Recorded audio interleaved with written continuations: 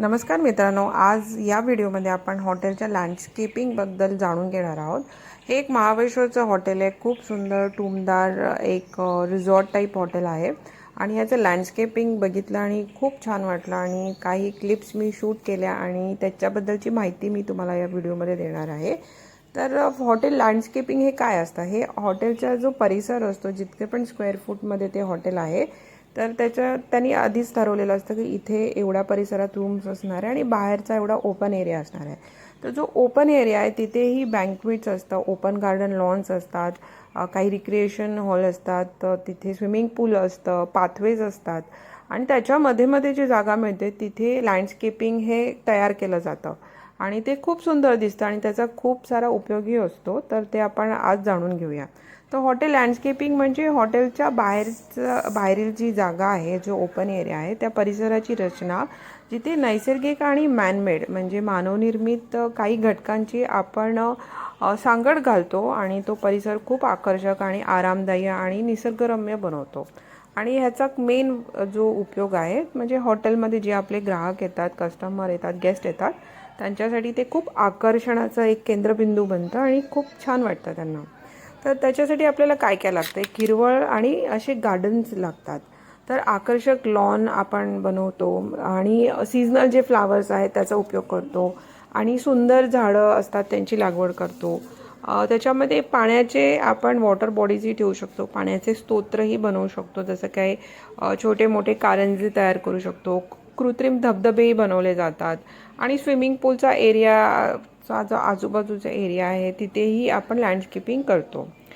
त्याच्यामध्ये अजून आपण ॲड करतो ते असतात वॉकवे आणि सिटिंग एरिया, जेणेकरून गेस्ट त्या झाडांमध्ये, त्या हिरवळीमध्ये काही टाईम स्पेंड करेल. तर ते जे असतं ते दगडी किंवा लाकडी फरशांचं आपण वॉकवे बनवतो, पादचारी मार्ग बनवतो आणि बसण्यासाठी सुंदर अशी लाकडी बाकडी बनवतो किंवा असे कट्टे बनवतो. नेक्स्ट आहे या लँडस्केपिंग एरियामधलं लाईटिंग आणि डेकॉर.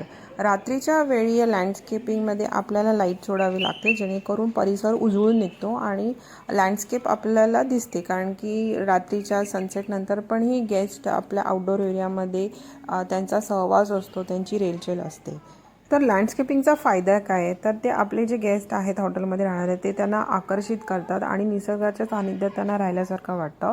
हॉटेलची जी जागा आहे त्याचा अगदी योग्य वापर केला जातो आणि चांगल्या लँडस्केपमुळे आपल्या गेस्ट लोकांना तिथे राहण्यामध्ये खूप एन्जॉय ते करतात. त्यांना खूप मेमोरेबल एक्सपिरियन्स येतो त्या सगळ्या सुंदर ग्रीनरीमुळे.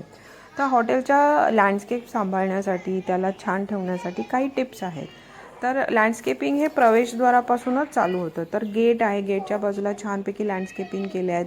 अशी हे लँडस्केपिंग गेस्टला एंट्रन्सपासूनच आकर्षित करतं. तर तिथे वेगवेगळ्या झाडांची आपण लागवड करू शकतो.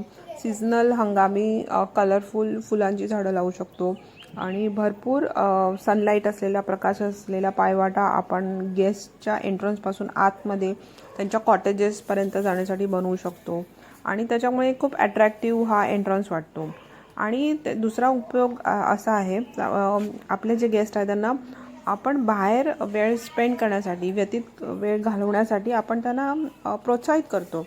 आपण त्यांना एनकरेज करतो की आमचं लँडस्केपिंग इतकं सुंदर आहे की तुम्हाला आत बसून एंटरटेन होण्यापेक्षा बाहेर येऊन तुम्हाला वेळ घालवायला आवडेल.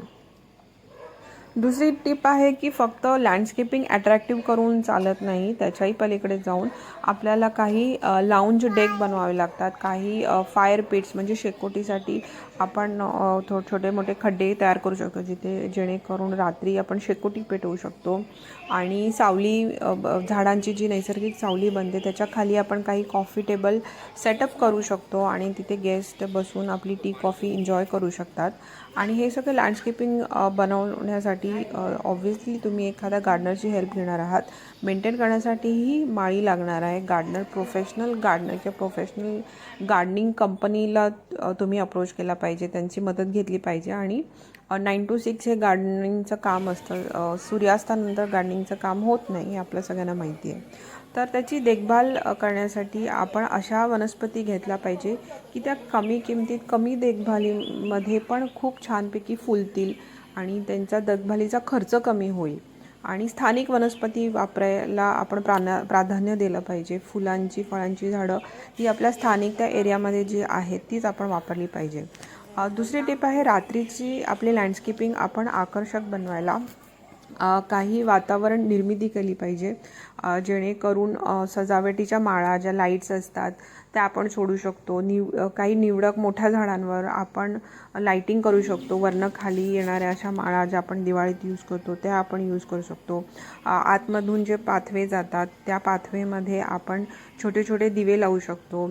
मला आठवतं आम्ही मोठे हॉटेल जसं ताज ओबेरॉयज आहेत त्यांच्याकडे असे पाथवे असतात, तिथे अशा कॅन्डल्स लावल्या जात होत्या आणि पण त्या सिक्युअर्ड होत्या. वरती पण एक कॅन्डल वॅक्सचा एक मोल्ड ठेवला जातो, त्या जेणेकरून त्याचं जे लाईटिंगचं जे लाईट्स येतात, जे प्रतिबिंब पडतं ते खूप सुंदर दिसतं. ते थोडंसं महाग ह्याच्यात जातं, पण आपण लाईटिंगने पण आपला एरिया सुशोभित करू शकतो.